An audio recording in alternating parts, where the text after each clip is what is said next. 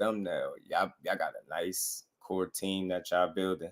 I like what's going on over there. So tell us a little bit about that. Like, what's that experience been like for you, and seeing not just yourself have opportunities, but a guy like Jake Paul is providing opportunities and kind of facilitating something I think is overlooked in boxing. I think it's a little overlooked, and I want to hear from a guy, somebody that works with that guy, Jake Paul, somebody that works directly with him, as opposed to me looking from my seat. So what was that like for you?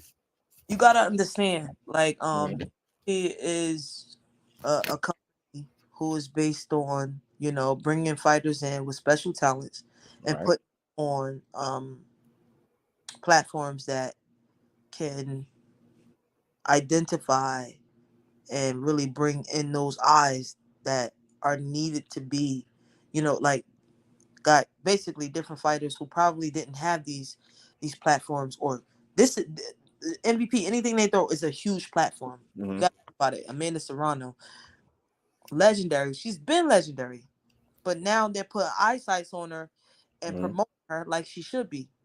She's the queen, right? Now, gotten to the point where she can make the decisions that she want, fight who she want. This should have been happened for her, but MVP stepped in and did it for her. She's the boss in her own right. Amazing. Paul, he's not just behind the scenes, but he's getting better every single fight, and he's taking the initiative to excel and work on his craft to soon fight for a title. He could be selfish in his own right. He really could. Paul was made. He had his own individual alley before boxing. So he took everything that he had, and now he's like, you know what? Let me bring some others up.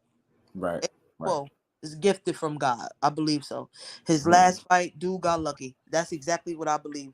I've seen H2O in action. I've actually watched H2O and been like, what the his father's a great trainer. Like, he made me want to go back to the gym, work on my reflexes, work on my punch output. Like, everybody around me, I want to take something from them. Even Wanda. Wanda is gonna be a great fighter. He's out there. He already has a social media platform to follow him, and that's as far as acting and everything else. But can't take from him that he is a phenomenal fighter. I think that MVP has a business sense that a lot of other companies don't have. They already have it in mind what it is that they want to do and what they want to conquer. They kind of like lay it out already. But when they come to you with the respect of what it is that you want to. When they talk to you, like I said, MVP was probably the one company that reached out to me when I lost. I'm going back to my locker room thinking like, yo, it's over. Like, I just you got Nikisa coming back to my locker room telling me like, look, he told me straight up, you just gotta let me know what you want to do. We all take a loss. I'm like, damn. So all in that, I'm like, bro, I cannot let these guys down. Like, I was trying hard before. Now, if you gotta carry me out on a stretcher, because I was so bad for myself, but I had a most valuable promotions. That's what. Let's call it what it is. No, we all are winners in our own right, and they didn't get. And they knew a lot of what was going on. They helped me throughout my camp. Like, found out, they like, all right, you going here, what you need from us. Totally behind me 100%. Like, okay, you going here. Like, they knew because they were a part of it, and they just was like, oh, I can't understand. But forget that. Let's just focus. This is the biggest fight of your life. You're gonna be a world champion, and I couldn't shake it. But, they helped me to understand that this is a business and this cutthroat. I already knew, but it happens. And then, like I said to them, like, yo, I'm not this good for y'all, because it was so much coming back to them, and I'm pretty sure like they never dealt with this drama, right? Such a huge company, and professional people never dealt with this drama. I'm a new signee. And I'm like, I'm sorry. I don't even know why y'all want to deal with this. I'm not that good. And they telling me, no, you're that good. Yes, I'm glad they told you that. Yes, they were watering my plant. See, that's real. That's real. that because you got things like imposter syndrome, like all this is happening. Imposter syndrome. You get to a point in your life and you make every excuse of why you feel. I learned this from my therapist. You make every excuse of why you feel like you don't belong. You question everything. Like, should I be here? Why am I here? Like, I had to get over that shit, man. And Yeah. they were really great attributes along what I went through and why I am where I am.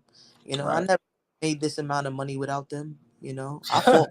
Talk to him, man. I fought for free. Man, do y'all hear it? Do y'all hear what I she's saying?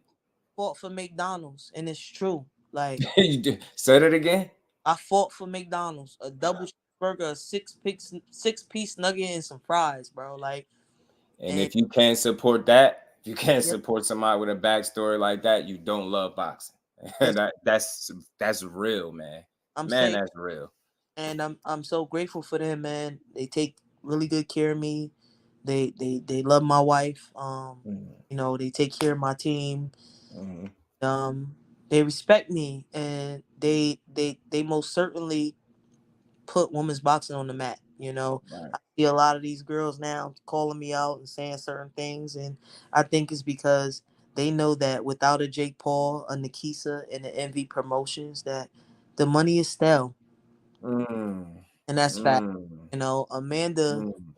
Amanda and Katie Taylor is the first female fighters that I know to broadcast the purse at a setting price without the endorsements, without the sponsorships to make $1 million clear. And who was pushing for that? Your guy, Jake Paul. Much as we want to hate him,